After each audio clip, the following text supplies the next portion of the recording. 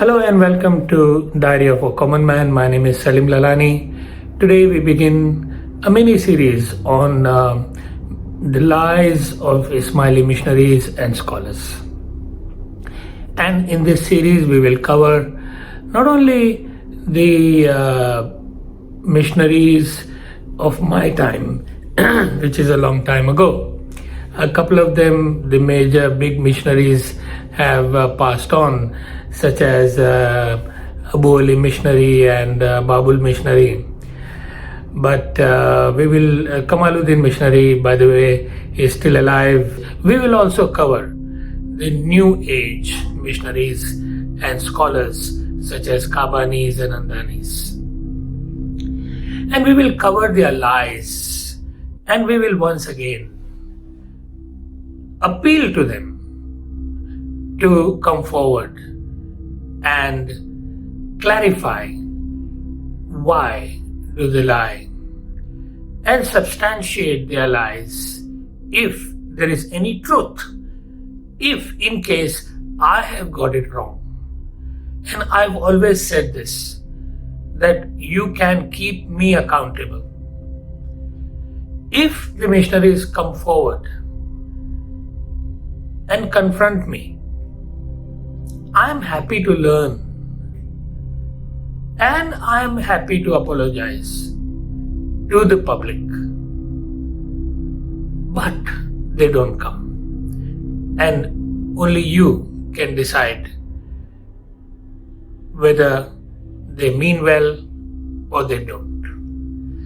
Anyway, we will start with an average wise.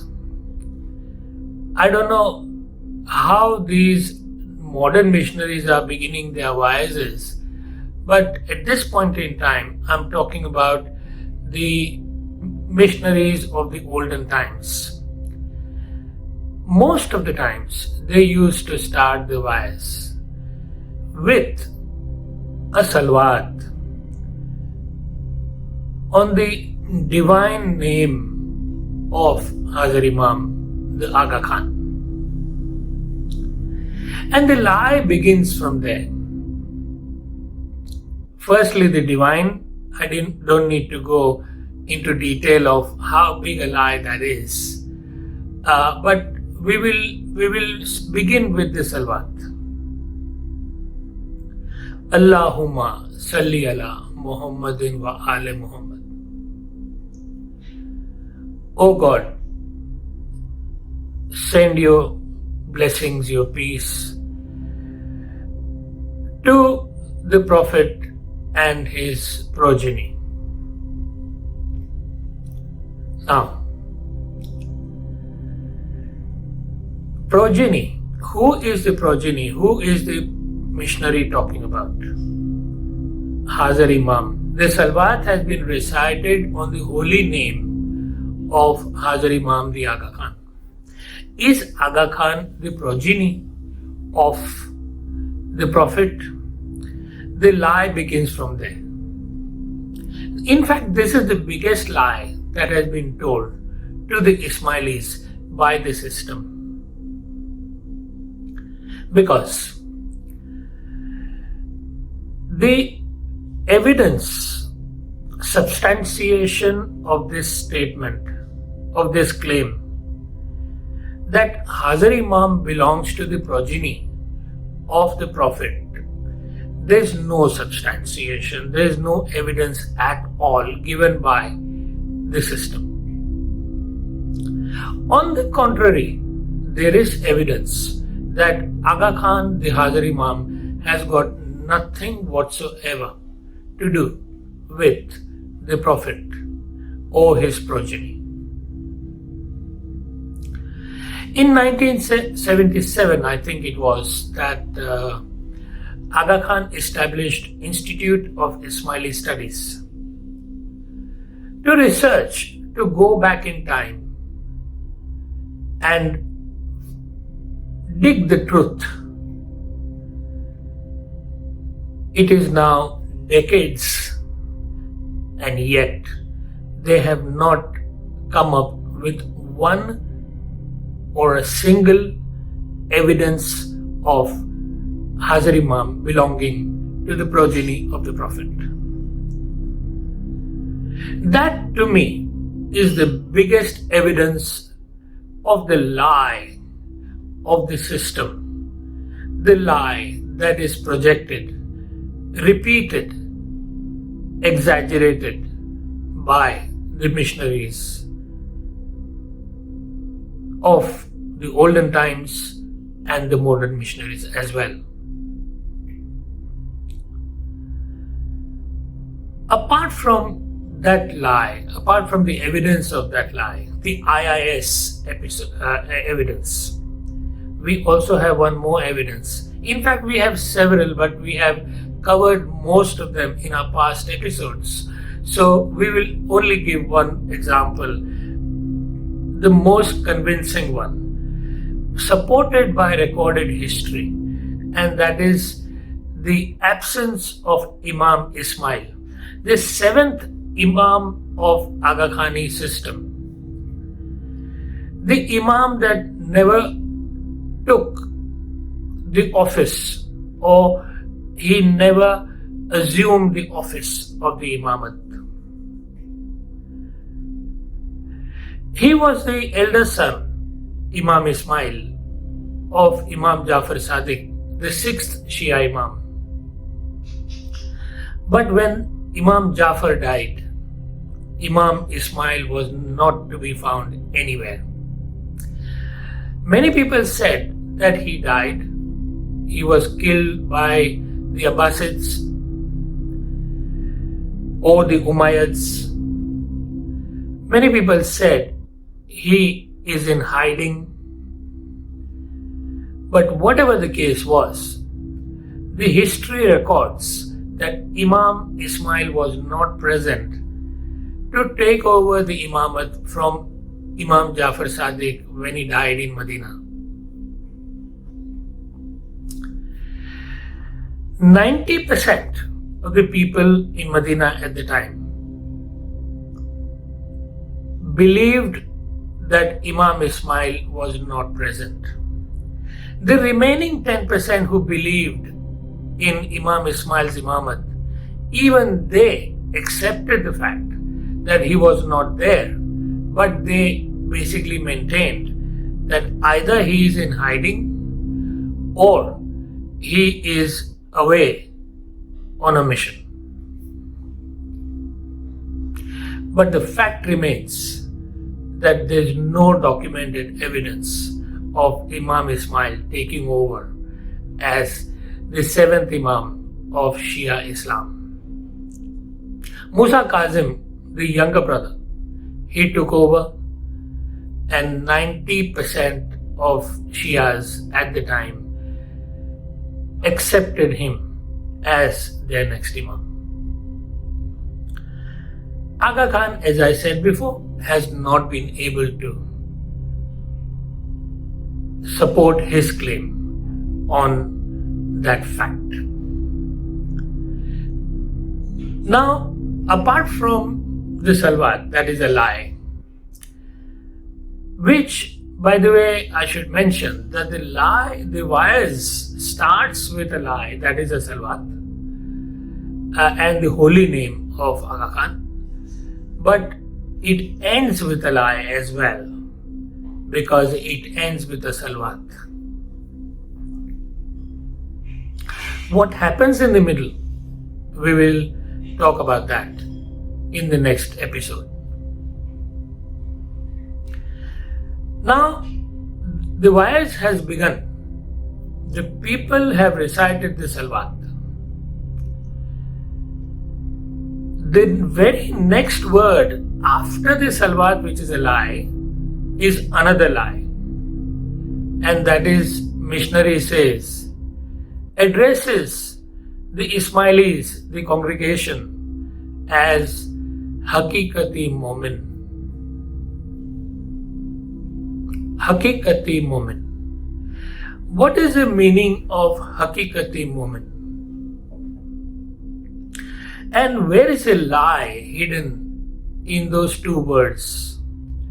We will analyze the lie and we will unravel the mystery behind this lie. Hakikat and Momin. Hakikat, many of you know, is the reality. A reality, that is something we know, but what we don't know is the context in which the missionary is using this word, Hakikati Momin. To understand this claim of missionary that Ismailis are Hakikati, we will have to understand Sufism. In Sufism, there are 4 stages through which a person goes through to achieve the salvation. There is a concept of salvation in Sufism, like there is in Hinduism. Islam doesn't talk about salvation. Islam talks about the Day of Judgment, when Allah will be the judge of our deeds in this life.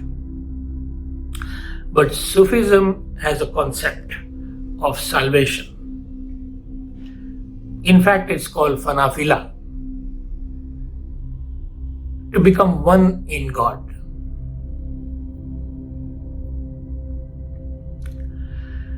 So, where does Hakikat fall into this plot? Sufis say that there are 4 stages a person goes through to become one with God, to achieve salvation. And when I say a person, he means a Muslim. In Islam, they say that the first stage is Sharia. Sharia is a set of laws inspired by the Quran itself. You have to read the Quran, you have to go on Hajj, you have to pay zakat, you have to pray, do your salat, etc. A basic stage, a fundamental stage like a kindergarten, that is the first stage of a Muslim wanting to become one with God. The second stage is tariqah. Tariqat, a person who follows tariqah goes one step ahead. He has to pass the Sharia. He has to perform everything that a Shariati person performs. Zakat, namaz, etc. Reading the Quran. But the difference between a Shariati person and a Tariqati person is that in Tariqah, you must understand the meaning of the Quran. In the Sharia, there is no necessity to do that, according to the Sufis.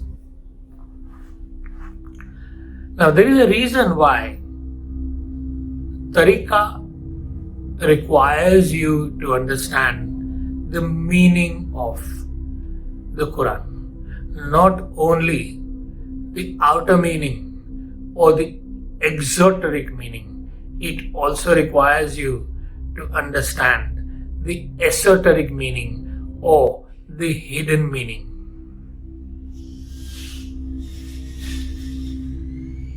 And this hidden meaning is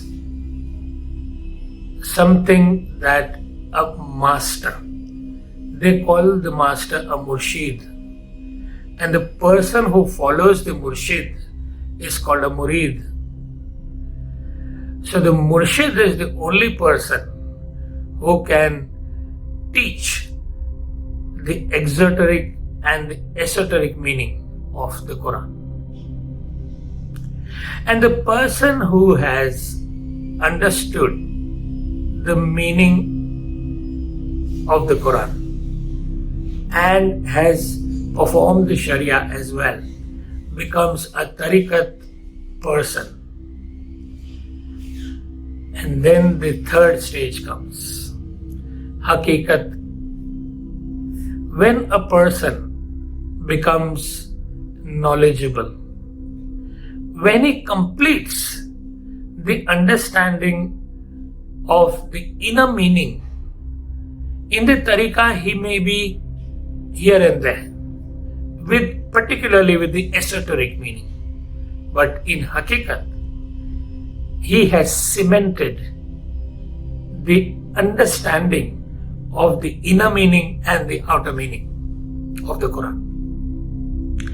And the day he has achieved that, he becomes a haqiqat mu'min. In other words, he has now understood the reality of the Quran and the existence of life and the meaning of life, the reality, the real meaning of life.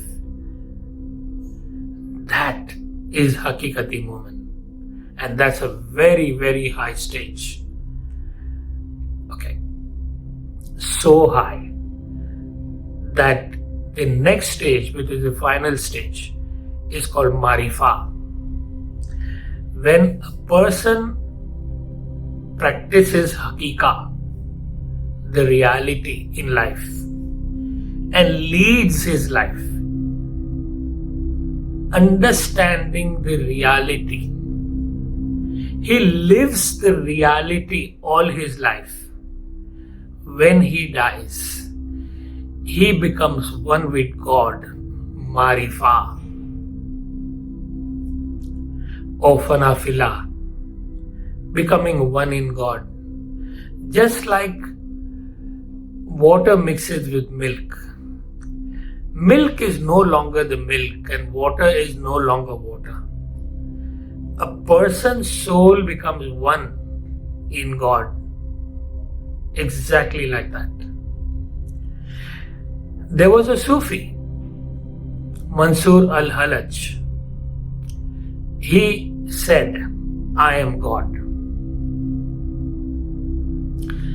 He was killed by the people. He was chopped into pieces. But they say, the legend says that every part of his body said, I am God. People did not understand what he was trying to say. People thought this person, Mansur al-Halaj, is saying that he is God. Although what Mansur was saying, that I have achieved marifa. I am God. Just like the river flows into the ocean, there's no more river. There's only the ocean. But they did not understand Mansur and they killed him, and he was happy to be killed because the body did not mean anything to him by that stage. That is marifa. So, coming back to the haqiqah, which the Ismailis are, or at least the missionaries claim that they are. Missionaries address them as haqiqati moment. How true is the reality? How true is that haqiqah? How haqiqat is that haqiqah? Let's have a look. To become, as I said, a haqiqati moment, you have to perform Sharia first. You cannot go to university before going through the kindergarten, primary and secondary school, but Ismailis can. The missionary can call his audience a doctor who has achieved the doctorate before going to the kindergarten or primary or secondary. That is exactly what they are doing. To become a Hakikati Mu'min, you have to perform Sharia. You have to then become a Tariqati Mu'min, and then you have to live the Tariqah, the meaning of Quran, and you have to live your life accordingly. What is happening in the Jamat Khana? Let's have a look. Forget about Sharia. In fact, the missionaries are saying Sharia does not apply to the Ismailis. That's what they claim. We are above that. The Imam has said, we don't need to practice Sharia.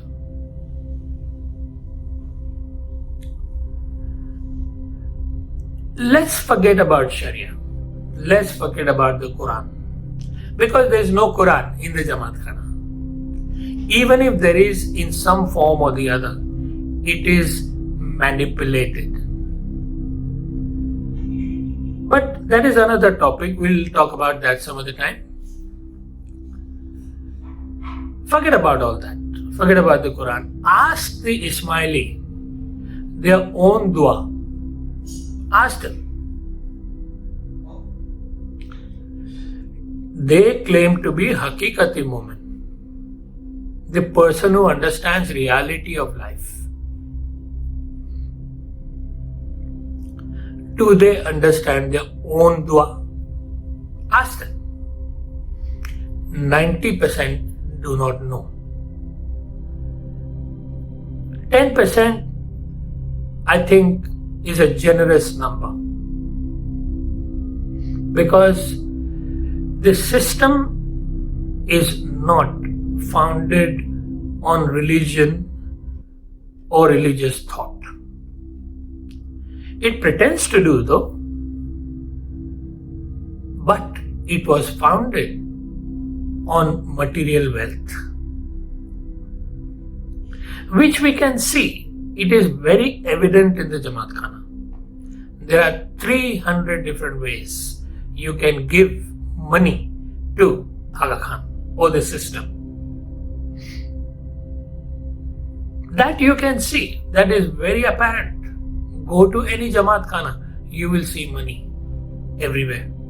And you will see people pretending to pray.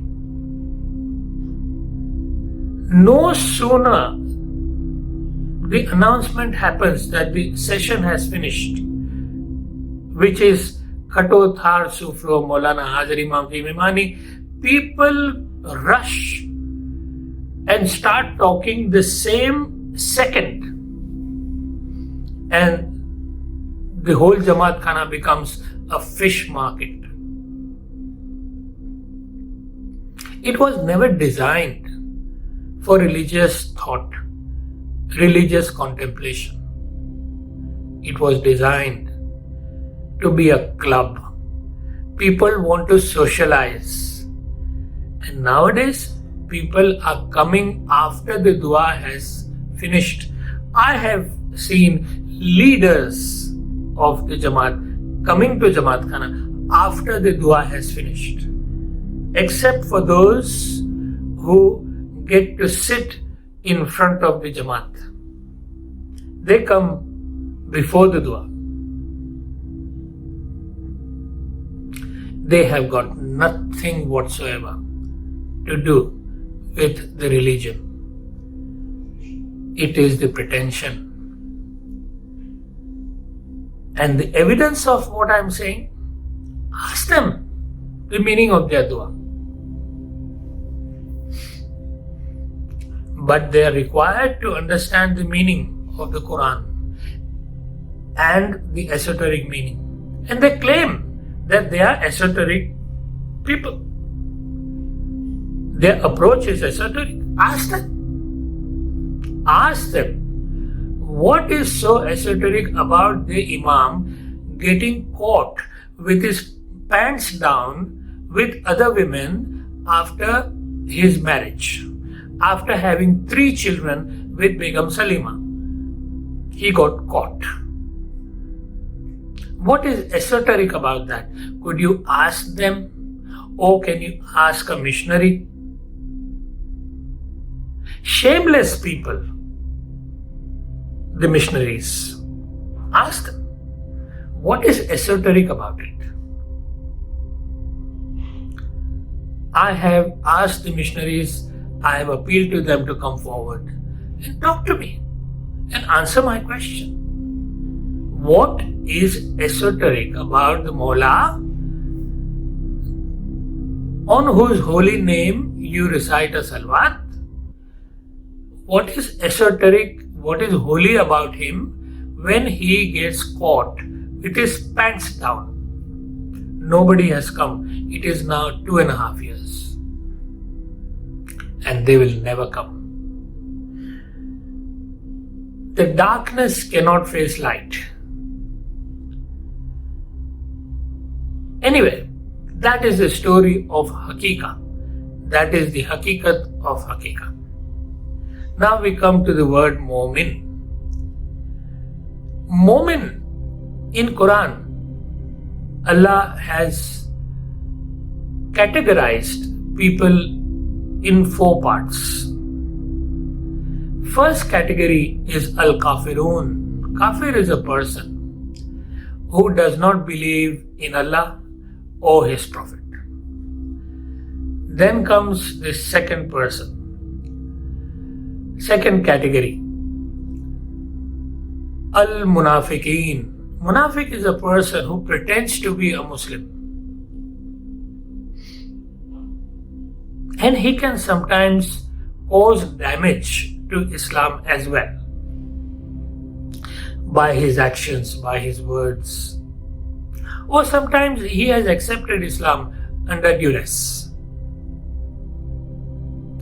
That is a Munafiqeen. The third one comes. It's called Al-Muslimeen. Muslim is a person who accepts and believes that there is one God and the Prophet is the last messenger of God.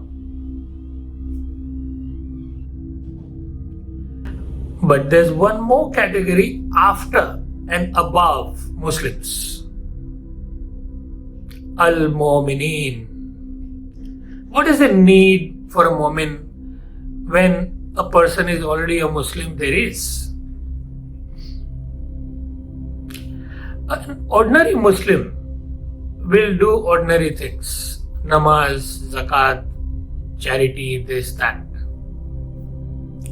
But Al-Mu'min not only follows the 5 pillars of Islam, but he goes over and above that. Sacrifice of himself. Not the sacrifice of the goat. Sacrifice of himself. His emotions, his thoughts, his time, his body, he can sacrifice. He can sacrifice the family. That is a moment. So the missionary is saying that this audience, the Ismaili, who in fact is a materialist, is way above the Muslims, and he knows the hakikat when he has not passed the kindergarten. That, my dear friends, is the reality of this word Hakikati Mu'min. Next week, we will analyze a wise and we'll see the lie contained or lies contained within those biases. Until then, look after yourself. I'll see you next week. Please like, subscribe, share. It will help me in a big way and my campaign in a big way. See you next week. Bye-bye.